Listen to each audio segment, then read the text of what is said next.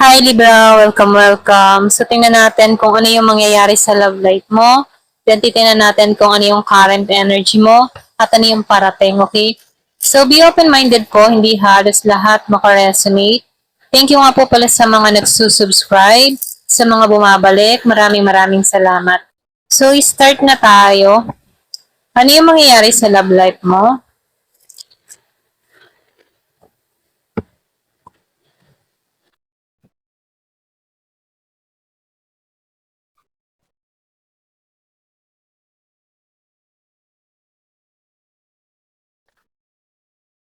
Yung iba sa inyo, nakikitaan ko dito, may kadiling kang Aries. Meron din ako nakikita Scorpio, Cancer, or Pisces, ano. Yung iba sa inyo, meron kang mga pinagdadaanan pagdating sa love life, ano. Meron ako nakikita ditong nakita, na ilahad, okay? So, meron ako nakikita ditong nabunyag, okay? Yung iba sa inyo, meron ka din kadiling dito na Scorpio, meron kang nalaman sa tao na to, merong nabunyag sa'yo. Pwede yung iba sa inyo, meron kang mga pinagdadaanan, okay? Kaya lang dito, nakikitaan ko rin dito, yung iba, malaki yung pader na pinuput mo sa sarili mo, okay? Kumbaga meron kang boundary na nilalagay. Kumbaga nakikitaan ko dito yung paninindigan mo pa rin para sa sarili mo. Meron kang mga iniiwasan or pwede rin meron kang past person or pwede rin meron tao dito na meron kayong konting conflict, meron kayong mga pinagdadaanan na kung sana no, meron pa ditong issue sa inyong dalawa, okay? So nakikitaan ko dito, yung iba sa inyo, merong renewal na parating, merong dito magbabaka sakali. Yung iba, kung meron kang kadiling na Aries, Leo, and Sagittarius, meron ditong nag-aasam ng bagong simula, okay, sa komunikasyon na to or sa pagbabagong ito. So, nakikitaan ko dito na meron ako nakikitang tutungo, merong action, may mabilis or pwede rin may mag-message, may tatawag, or pwede rin meron dito biglaang balita kang maririnig, okay? Kaya lang dito, no, pagdating naman, kung meron kang kadiling na Scorpio, Cancer, or Pisces, nakikita ko dito, no, medyo, um, meron kayo ditong hindi na pagkaintindihan, hindi na pagkaunawaan, ano. So, nakikita ko dito, hindi balance yung nararamdaman, okay? Yung iba sa inyo, ha, hindi halos lahat. So, malakas yung kadiling na Pisces. Kumaga, meron ako nakikita ditong tao na nagmamatigas, ayaw makipagkasundo, ayaw makipagkairos. So, nakikita ko dito hindi align yung bawat isa, okay? So, nakikita ko dito hindi pa ito yung napapanahon. Pwedeng merong konting tampuhan, konting away, or pwedeng mas malalim na sugat na pinagdaanan.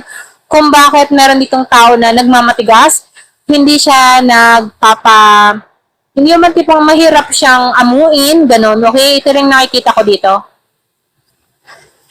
So, tingnan natin yung current energy mo, okay? Kasi nakikitaan ko dito, yung iba sa inyo meron kang mga pinagdadaanan sa buhay na kung saan ano, andun pa rin yung pagtitiis mo, okay? Yung iba ha, meron kang pinagtitiisan, meron kang hindi pinapansin, meron kang pinagdadaanan, meron konting conflict, hindi maiwasan, okay? Ayan, so tingnan natin, ano pa yung current energy?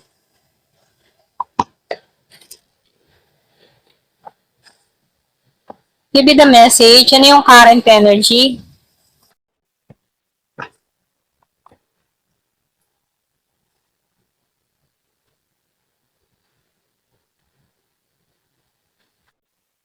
Yung iba sa inyo, nakikitaan ko dito, no? Yung bang tipo na meron ditong tao nagpapasya na kailangan ng talikuran to. Meron ditong tao nagpapasya na kailangan iwasan na to, okay? Meron ditong tao na gusto mag-moving on, okay? Pwedeng ikaw, pwede rin itong kadiling mo. Meron akong nakikitang Gemini, Aquarius, or Libra na kadiling ka rito. So dito, meron kayong mga konting issue na kung saan ano, hindi pa natatapos sa pagitan yung dalawa. So nakikita ko dito, pwedeng sa pera. Yung iba sa inyo, pwedeng involve ang pera. Meron ako nakikita dito, hindi nagiging maganda yung daloy ng kaperahan or pwede rin merong hindi sumusuporta. Kaya dito, no, bigla na lang nawala ng gana, okay? Yung iba sa inyo, meron ka din kadiling na Virgo, Taurus, and Capricorn. So, meron na nakikita ditong nahihirapan sa sitwasyon kung meron kang kadiling na Aries, Leo, Sagittarius. So, lumalabas dito, merong stuck pa rin sa'yo or pwede rin na-stuck ka sa tao na to, no? So, lumalabas dito, meron ditong hindi masaya sa kinahihinat na ng relasyon nila. So, lumalabas dito walang lakas ng loob, ano? Meron kang tao dito na walang lakas ng loob na humarap sa'yo. So, lumalabas dito plus past person, ano? Ito rin nakikita ko, or pwede rin meron nagkaka-interest sa'yo, pero walang lakas ng loob, okay? So, dito, nakikitaan ko dito, no? Meron akong nakikitang transformation na parating sa'yo. Ayan, meron dito magandang kapalaran naghihintay sa'yo. Meron pagbabago na magaganap dito, okay? So, tingnan natin, ano? Ano yung parating? Ano pa yung mga parating?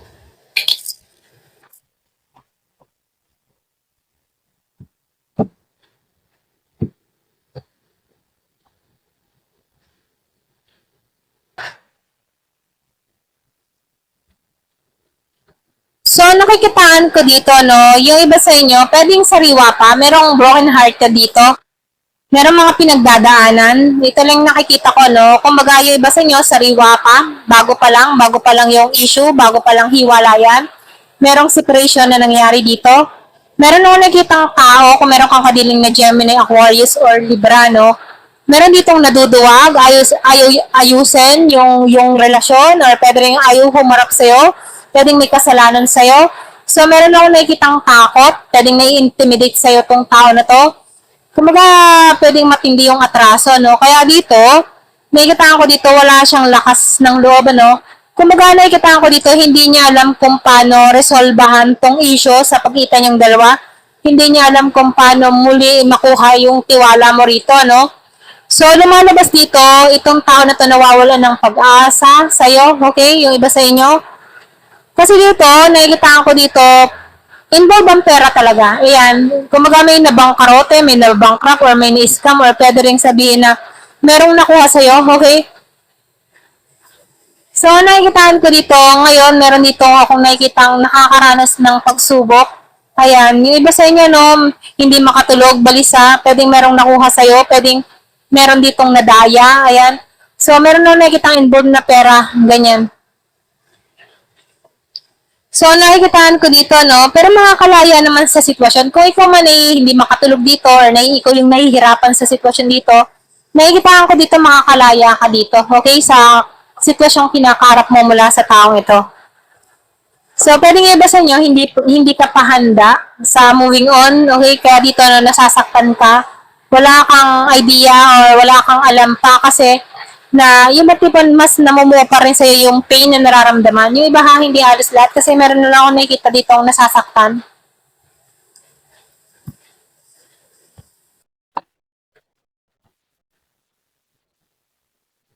So dito, sinasabihan ka dito, no,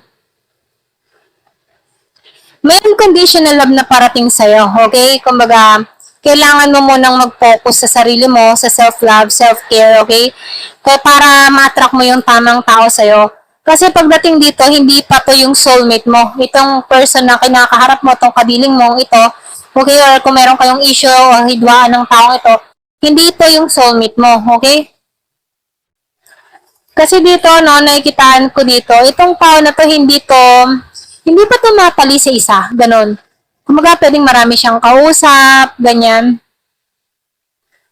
Lumalabas yung iba sa inyo, ayaw mo nung bagong simula sa tao na to. Kasi dito, ramdam mong hindi ka pa sapat sa tao na to.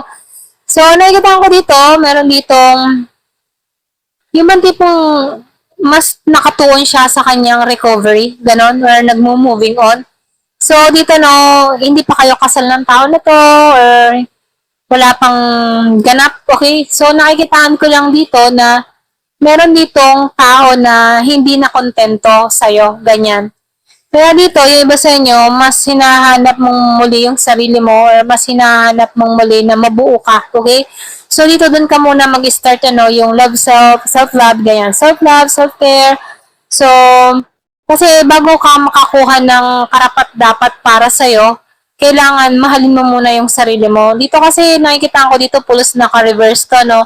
So, lumalabas dito na hindi pa talaga siya yung para sa'yo dito. Kasi, merong mga nangyari sa inyong dalawa dito na pwedeng sobrang matindi, okay? Kaya dito, walang lakas na harapin yung tao niya dito, nahihirapan siya sa sitwasyon, ayaw niyang intindihin to, mga ganun, ano? So, meron lang ditong ayaw na ng bagong simula sa koneksyong ito, okay? Ito na yung nakikita ko, ayan. Thank you for watching, love and peace.